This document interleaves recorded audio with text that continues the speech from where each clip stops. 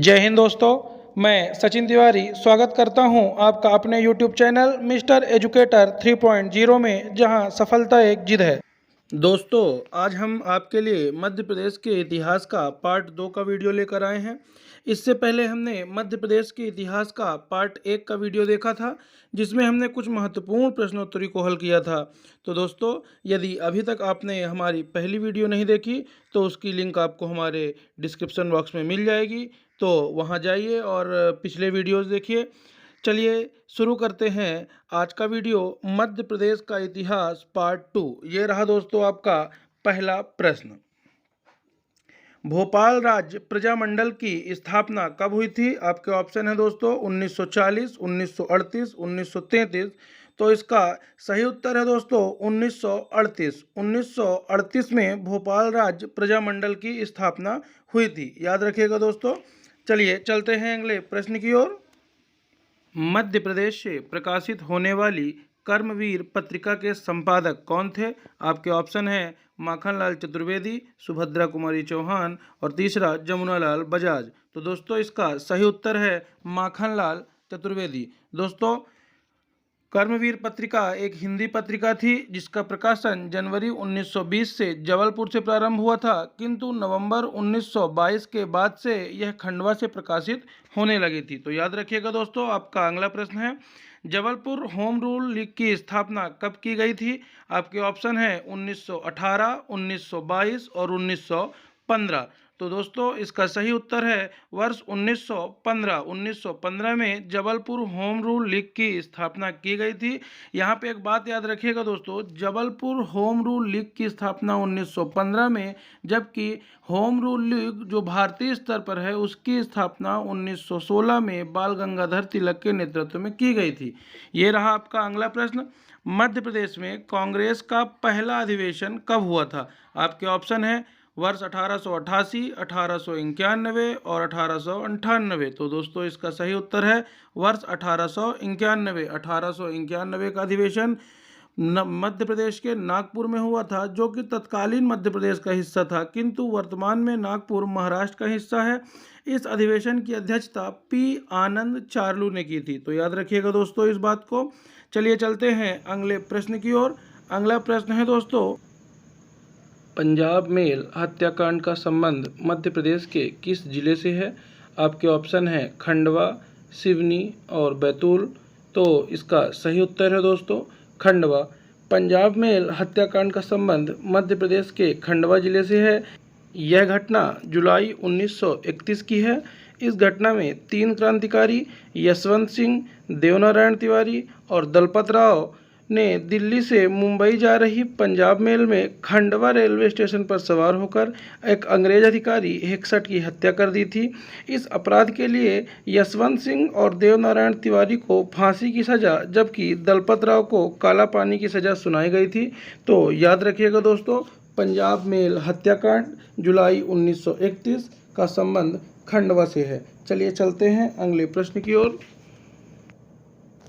6 अप्रैल 1930 को किसके नेतृत्व में मध्य प्रदेश में नमक सत्याग्रह प्रारंभ हुआ था? आपके ऑप्शन है पहला पंडित द्वारका प्रसाद मिश्र, दूसरा सेठ गोविंद दास, तीसरा 1 और 2 दोनों। तो दोस्तों इसका सही उत्तर है 1 और 2 दोनों, अर्थात पंडित द्वारका प्रसाद मिश्र और सेठ गोविंद दास। चलिए चलते हैं अगले प्रश्न की ओर। अगला प्रश्न है दोस्तों, 1857 के स्वतंत्रता संग्राम में किस राज्य ने अंग्रेजों की सर्वाधिक सहायता की थी?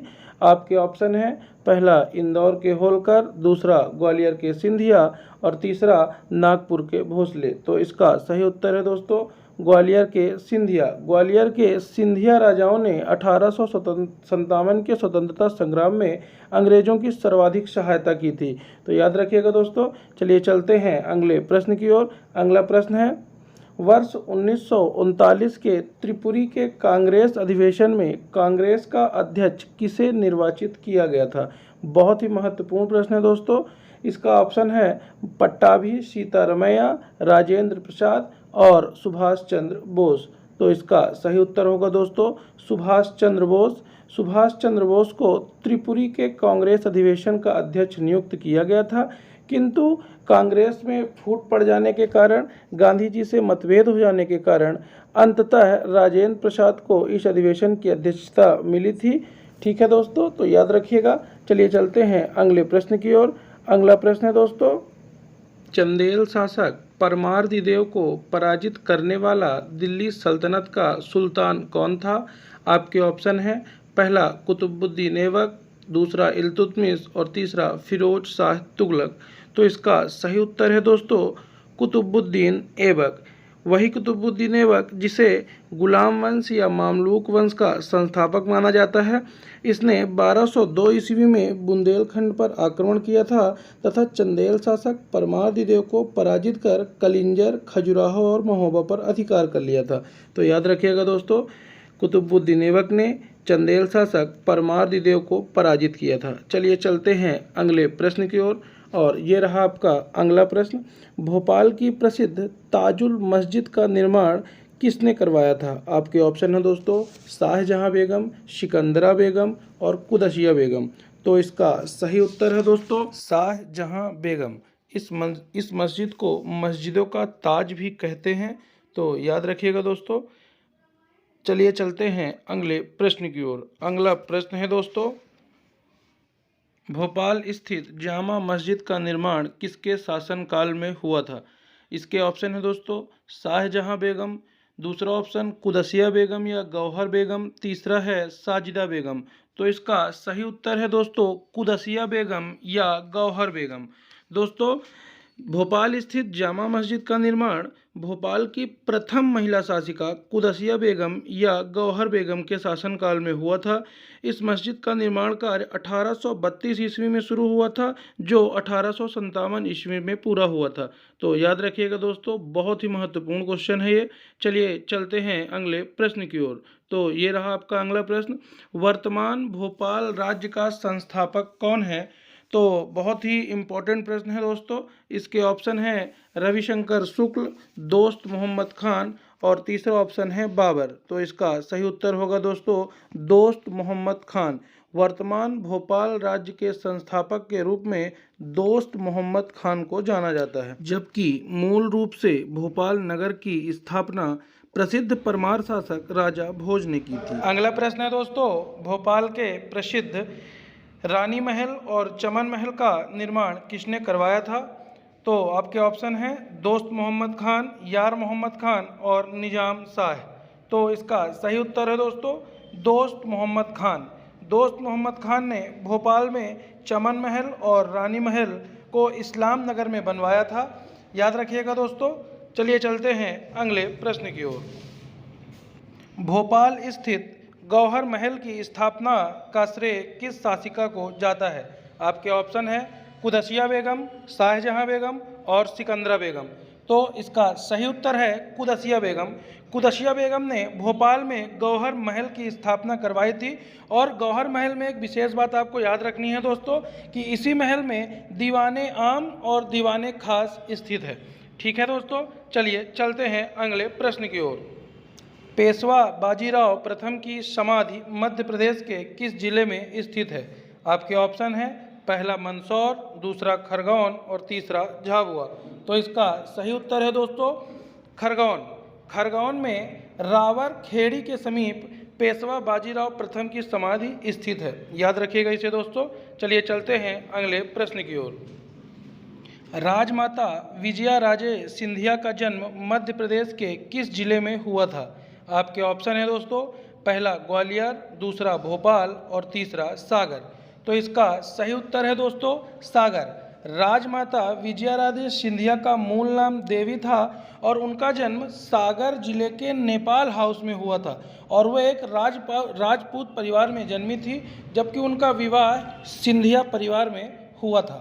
और दोस्तों विजया राजे सिंधिया से आपको दो बातें और याद रखनी है। इनकी आत्मकथा का नाम लास्ट महारानी ऑफ ग्वालियर है और मृदुला सिन्हा ने इनकी एक जीवनी लिखी है एक रानी ऐसी भी। तो आपको ये दोनों फैक्ट भी याद रखने हैं कि विजया राजे सिंधिया की आत्मकथा का नाम है लास्ट महारानी ऑफ ग्वालियर और उनकी एक जीवनी है जिसको लिखा है मृदुला सिन्हा ने और उस जीवनी का नाम है एक रानी ऐसी भी। ठीक है दोस्तों, याद रखिएगा। चलिए चलते हैं अगले प्रश्न की ओर।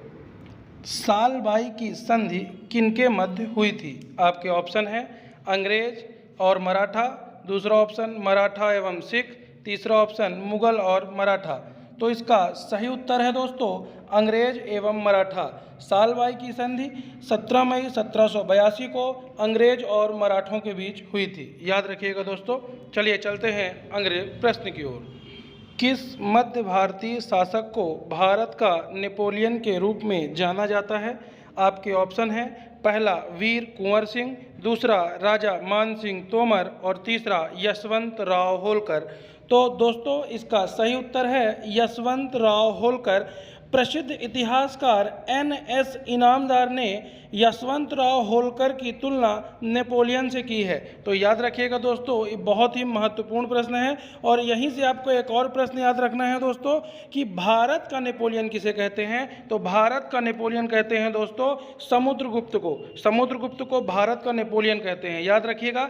चलिए चलते हैं अगले प्रश्न की ओर। तो ये रहा आपका अगला प्रश्न। कोरेगांव व आष्टी के युद्ध का संबंध किस मराठा शासक से है? ये रहे आपके ऑप्शन। पहला पेशवा बाजीराव प्रथम, दूसरा पेशवा बाजीराव द्वितीय और तीसरा खांडेराव होलकर। तो इसका सही उत्तर है दोस्तों पेशवा बाजीराव द्वितीय। दोस्तों कोरेगांव का युद्ध 1 जनवरी 1818 को अंग्रेजी सेना और बाजीराव द्वितीय की सेना के बीच हुआ था। इस युद्ध में दोस्तों ब्रिटिश सेना यानी अंग्रेजी सेना की ओर से महार जाति ने हिस्सा लिया था और इस युद्ध में बाजीराव द्वितीय को पराजय का सामना करना पड़ा था। इसीलिए दोस्तों प्रत्येक वर्ष 1 जनवरी को महार जाति जो कि वर्तमान पुणे में निवास करती है, वो लोग प्रत्येक वर्ष 1 जनवरी को विजय दिवस के रूप में मनाते हैं। चलते हैं अगले प्रश्न की ओर। ये रहा आपका अगला प्रश्न। मल्हारराव होलकर की समाधि मध्य प्रदेश के किस जिले में स्थित है? आपके ऑप्शन हैं मुरैना, गुना और भिंड। तो दोस्तों इसका सही उत्तर है दोस्तों भिंड। 20 मई 1766 ईस्वी को भिंड जिले के आलमपुर गांव में मल्हारराव होलकर की मृत्यु हुई थी और यहीं इनकी समाधि का निर्माण भी देवी अहिल्याबाई होलकर द्वारा करा दिया गया था। और दोस्तों मल्हारराव होलकर से एक और फैक्ट याद रखना है कि मल्हारराव होलकर को उत्तरी और मध्य भारत का किंग मेकर भी कहा जाता था। याद रखिएगा दोस्तों। चलिए चलते हैं अगले प्रश्न की ओर। ये रहा आपका अगला प्रश्न। मध्य प्रदेश का कौन सा नरसंहार जलियांवाला बाग हत्याकांड कहलाता है? आपके ऑप्शन हैं पहला पंजाब मेल हत्याकांड, दूसरा सोहावल का नरसंहार और तीसरा चरण पादुका नरसंहार। तो दोस्तों इसका सही उत्तर है चरण पादुका नरसंहार। चरण पादुका नरसंहार के बारे में आइए अच्छे से जानते हैं दोस्तों। 14 जनवरी 1931 को मकर संक्रांति के दिन छतरपुर जिले में उर्मिल नदी के तट पर स्थित चरण पादुका का मैदान, जहां एक मेले का आयोजन हुआ था, इस मेले में एक आम सभा चल रही थी जिसमें नौगांव के अंग्रेज एजेंट कर्नल फिशर के आदेश पर ब्रिटिश सेना ने गोलियां चला दी। इस हादसे में दोस्तों 21 लोगों की मृत्यु हुई और 26 लोग घायल हुए। इसी घटना को दोस्तों चरण पादुका नरसंहार के नाम से जाना जाता है। याद रखिएगा दोस्तों इसे। चलिए चलते हैं अगले प्रश्न की ओर। वर्ष 1930 के टूरिया जंगल सत्याग्रह का नेतृत्व किसने किया था? आपके ऑप्शन है दोस्तों पहला दुर्गा शंकर मेहता, दूसरा गंजन सिंह कोरकू और तीसरा सुजान सिंह। तो इसका सही उत्तर है दोस्तों दुर्गा शंकर मेहता। याद रखिएगा दोस्तों। वर्ष 1930 के टूरिया जो कि सिवनी जिले में आता है, वहाँ से मध्य प्रदेश में जंगल सत्याग्रह की शुरुआत हुई थी जिसका नेतृत्व दुर्गा शंकर मेहता ने किया था।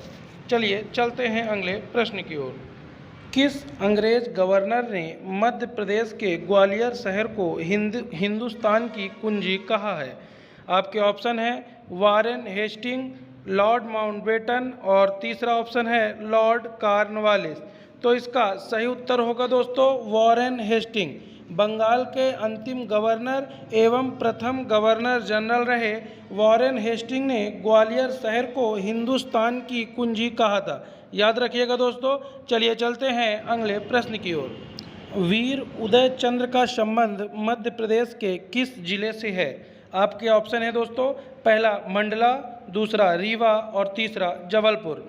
तो दोस्तों इसका सही उत्तर होगा मंडला। वीर उदय चंद्र का संबंध मंडला जिले से है। याद रखिएगा दोस्तों, 15 अगस्त 1942 को भारत छोड़ो आंदोलन के समर्थन में मंडला जिले में एक सभा का आयोजन किया गया था, जिसका नेतृत्व 19 वर्षीय छात्र उदय चंद्र संभाल रहे थे। इस सभा में पुलिस ने बर्बरता से गोली चलाई, जिसमें वीर उदय चंद्र शहीद हो गए थे। तो याद रखिएगा दोस्तों, वीर उदय चंद्र का संबंध मध्य प्रदेश के मंडला जिले से है। चलिए चलते हैं अगले प्रश्न की ओर। मुगल सम्राट अकबर के साथ किस वीरांगना ने युद्ध किया था? आपके ऑप्शन हैं, रानी अहिल्याबाई, दूसरा रानी दुर्गावती, तीसरा रानी लक्ष्मीबाई। तो दोस्तों इसका सही उत्तर होगा रानी दुर्गावती। मुगल सम्राट अकबर के सेनापति आसफ खां के साथ युद्ध किया था रानी दुर्गावती ने। याद रखिएगा दोस्तों। चलिए चलते हैं अगले प्रश्न की ओर। पौराणिक कथाओं के अनुसार भिंड पर किसने शासन किया था? आपके ऑप्शन हैं, राजा भरत, राजा राम और राजा शिशुपाल।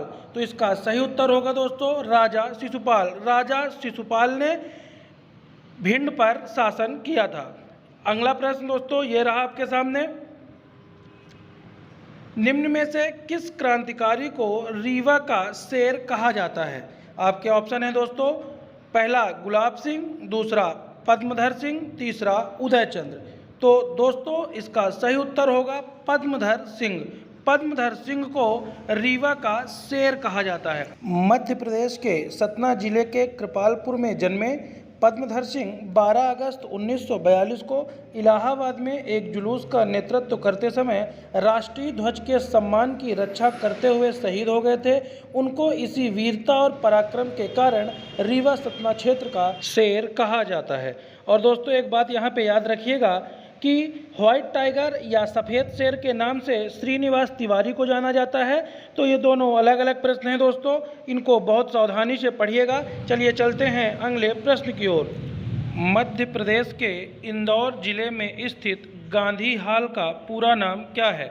आपके ऑप्शन हैं, पहला किंग एडवर्ड टाउन हाल, दूसरा प्रिंस ऑफ वेल्स हाल, तीसरा विक्टोरिया हाल। तो दोस्तों इसका सही उत्तर है किंग एडवर्ड टाउन हाल। इसका निर्माण किंग एडवर्ड सप्तम के राज्यारोहण के समय वर्ष 1904 में किया गया था तथा इसका उद्घाटन वर्ष 1905 में प्रिंस ऑफ वेल्स यानी जॉर्ज पंचम के द्वारा किया गया था। आज़ादी के बाद दोस्तों इस हाल का नाम बदलकर गांधी हाल कर दिया गया। चलते हैं अगले प्रश्न की ओर। आल्हा उदल का संबंध मध्य प्रदेश के किस स्थान से रहा है? आपके ऑप्शन हैं, पहला चंदेरी, दूसरा पन्ना और तीसरा महोबा। तो दोस्तों इसका सही उत्तर होगा महोबा। आल्हा उदल दो भाई थे। ये बुंदेलखंड के महोबा के वीर योद्धा और परमारों के सामंत थे। एक कवि हुए हैं दोस्तों जगनिक। इन्होंने आल्हा उदल की 52 लड़ाइयों का वर्णन अपनी रचना आल्हा खंड में किया है। तो दोस्तों याद रखिएगा इसे। चलिए चलते हैं अगले प्रश्न की ओर। हिंगलाजगढ़ मध्य प्रदेश के किस जिले में अवस्थित है? आपके ऑप्शन हैं दोस्तों, पहला मंदसौर, दूसरा नीमच और तीसरा सागर। इसका सही उत्तर होगा दोस्तों मंदसौर। मंदसौर जिले में हिंगलाजगढ़ का किला स्थित है दोस्तों, याद रखिएगा। चलिए चलते हैं अगले प्रश्न की ओर। किस राजा ने उज्जैन में जंतर मंतर वेधशाला का निर्माण करवाया था? आपके ऑप्शन हैं, पहला सतवंत सिंह, दूसरा सवाई जयसिंह और तीसरा भानुगुप्त। तो दोस्तों इसका सही उत्तर होगा राजा जयसिंह। राजा जयसिंह ने उज्जैन में जंतर मंतर वेधशाला का निर्माण करवाया था और उज्जैन के अतिरिक्त अन्य 4 स्थानों में भी जंतर मंतर का निर्माण करवाया था, जो निम्नलिखित है, दिल्ली, जयपुर, मथुरा और वाराणसी। तो कुल मिलाकर सवाई जयसिंह ने 5 जगह जंतर मंतर का निर्माण करवाया था, उज्जैन, दिल्ली, जयपुर, मथुरा और वाराणसी। याद रखिएगा दोस्तों। चलिए चलते हैं अगले प्रश्न की ओर। अगला प्रश्न है, चंदेल राजवंश के संस्थापक कौन थे? आपके ऑप्शन है, पहला नन्नुक, दूसरा जयशक्ति और तीसरा वाकपति। तो दोस्तों इसका सही उत्तर होगा नन्नुक। नन्नुक ने चंदेल राजवंश की स्थापना की थी। अगला प्रश्न, अंतिम गोंड शासक कौन था? आपके ऑप्शन है, पहला मधुकर साय, दूसरा चंद्र साय और तीसरा नरहरि साय। इसका सही उत्तर है दोस्तों नरहरि साय। नरहरि साय अंतिम गोंड शासक था। चलिए चलते हैं अगले प्रश्न की ओर। ये रहा आपका अगला प्रश्न। चंदेल शासकों के समय मध्य प्रदेश के किस क्षेत्र को जेजाक भुक्ति कहा जाता था? आपके ऑप्शन है पहला बुंदेलखंड, दूसरा बघेलखंड और तीसरा विंध्य क्षेत्र। तो दोस्तों इसका सही उत्तर है बुंदेलखंड। बुंदेलखंड को जेजाक भुक्ति के नाम से जाना जाता है क्योंकि दोस्तों बुंदेलखंड में चंदेल वंश का शासन था और चंदेल वंश के एक प्रतापी राजा हुए हैं जयशक्ति, जिन्हें जेजाक के नाम से भी जाना जाता था। तो उन्हीं के नाम पर बुंदेलखंड को जेजाक भुक्ति कहा जाता था। याद रखिएगा दोस्तों। अगला क्वेश्चन है, किस चंदेल शासक ने राजधानी परिवर्तित करके खजुराहो को नई राजधानी बनाया था? आपके ऑप्शन है दोस्तों जयशक्ति, दूसरा नन्नुक और तीसरा धंगदेव। तो दोस्तों इसका सही उत्तर होगा धंगदेव। चंदेल वंश के संस्थापक नन्नुक ने अपनी राजधानी महोबा या कलिंजर को बनाया था, जिसे धंगदेव ने परिवर्तित करके खजुराहो को अपनी नई राजधानी बनाया था। याद रखिएगा दोस्तों। तो दोस्तों आज के वीडियो में हमने मध्य प्रदेश के इतिहास का पार्ट 2 देखा, जिसमें मध्य प्रदेश के इतिहास के कुछ महत्वपूर्ण प्रश्नों का अध्ययन हमने किया है। तो हमारे साथ जुड़े रहिए दोस्तों, और पूरा वीडियो देखने के लिए आपका बहुत बहुत धन्यवाद दोस्तों।